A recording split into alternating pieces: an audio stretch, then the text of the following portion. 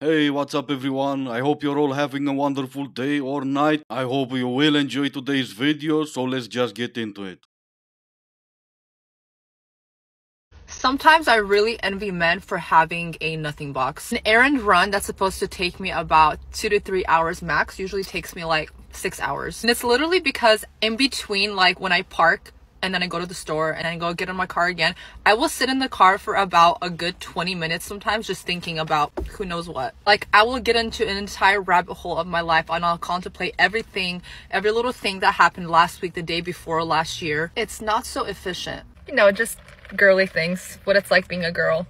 Do you know what it's like being a girl? I don't know any girls who like sitting in their cars contemplating air. And for the normal people, which will be all of you watching, in case you were wondering about the nothing box, don't. It's just a bunch of, now let me rephrase that. It's a theory a lot of cuckoos argue about, let me rephrase that. It's a theory a lot of psychologists argue about, trying to finally realize that men and women are wired different. If somebody had a chance to date me and then decided that they didn't want to for whatever reason, I am 100% totally okay with that. And that person is now my related sibling. Like, there is actually no chance ever in hell that we would ever cuddle, touch, kiss, think about you romantically. No. You are now my actual brother. So thinking about ever doing anything romantically with them literally makes me want to vom. You're not that big of a princess to not finish that word. There were only two more letters. And no, I'm not your brother, I'm a complete stranger. You can't even friend zone someone who had the chance to date you but decided not to. So try not to worry about that part too much. How do you like to be called? I would want to be called wife, but if that's too hard, Pookie sounds good. Pokey it is. Pretty sure I'm getting stood up right now. This guy said he was going to be here at 6:30 and he was like, I have a busy schedule, so I'm going to come at 6. And I was like, I'm not going to be ready at 6 and I'm also a busy girl. Work around me, figure it out, or don't see me. If you want to, you will. He was like, 6:30 is fine. We hung up the phone. I gave him my address, heard nothing from him. So I said, let me know when you're 5 minutes away.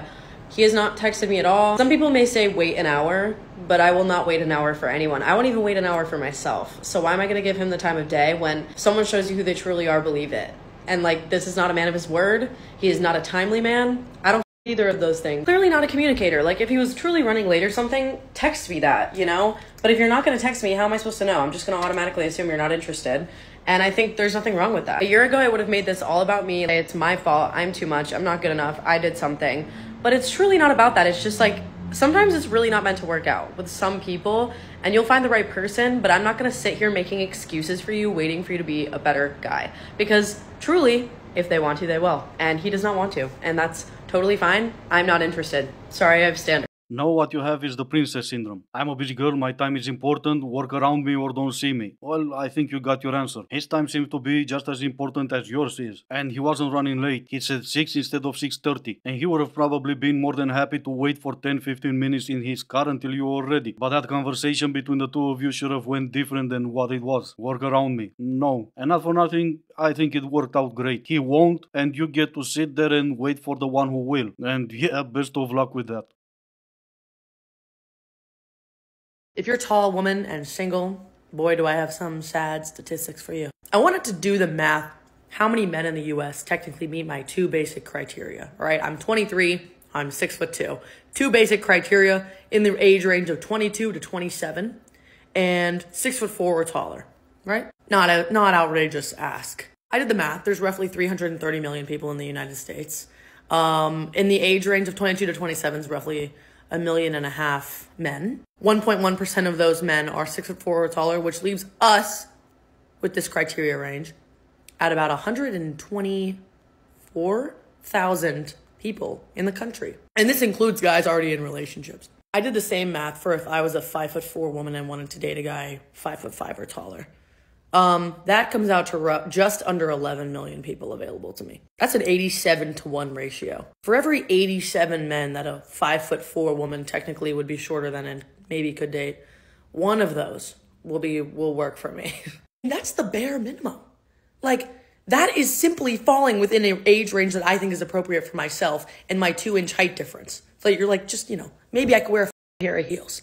My standards are also not low for beyond the height and age. My standards are very high. So it's useless. Yeah. Yeah, sucks to be you, I guess. 87-1. Realistically, I'll give you 2-1. And chances are they'll both look at your other standards and say, yeah, no. If you want a man to pick you up, come to your door, open your car door for you, and you don't want to tell them, I'm going to tell you a way to do it very, very easily. There's a guy coming to pick me up right now. All we talked about was going to get food. I sent him my address and I said my apartment number. I didn't ask him, can you come pick me up? I just assumed. So he's on his way right now. I also said, when you come to my door to knock, please don't, because my dog will freak out. He said, oh, of course not. So now I know that he's going to get out of his car and come knock on my door. So you can indirectly tell guys what to do. It's just like you assume it's going to happen, and they're not going to say, I'm not coming to your door. You assume a lot, I think. How about the car door, though? You haven't said anything about that. But sure, you gave him your address and you assume he's gonna come pick you up. You assumed some guy is gonna do what men have been doing since we started driving. Pick you up. Okay, fair enough. But how about the second point you've made? And sure, maybe I'm the crazy one because I'm trying to figure this out. You've told him if he wants to knock on your door, don't, because your dog will freak out. But now you know that he's gonna get out of his car and knock on your door. Okay, that makes you happy? Okay then. Let your dog freak out. Who cares?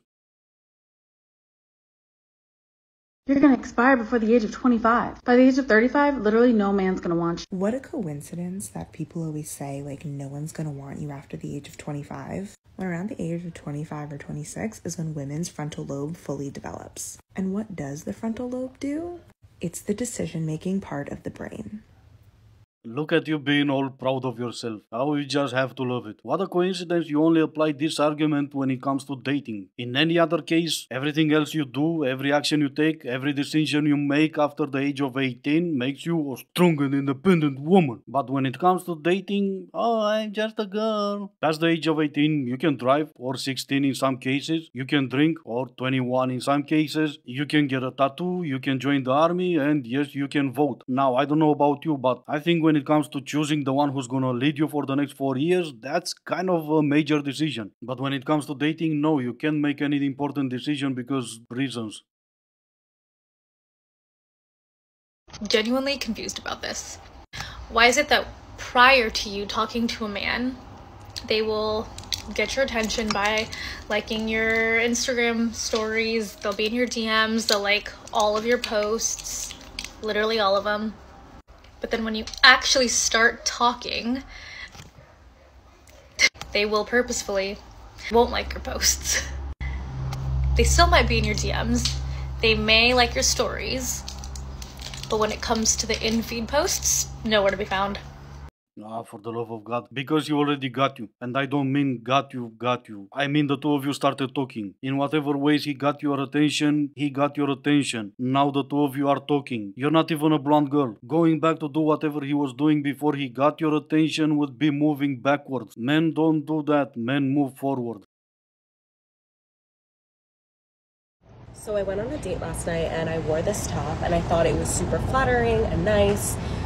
And then I notice this. I'm not even sweating. It's just like one of those tight shirts that literally like you can't not have pit stains in. And I'm just realizing this now a day later. So I'm pretty positive on my entire date, this was there.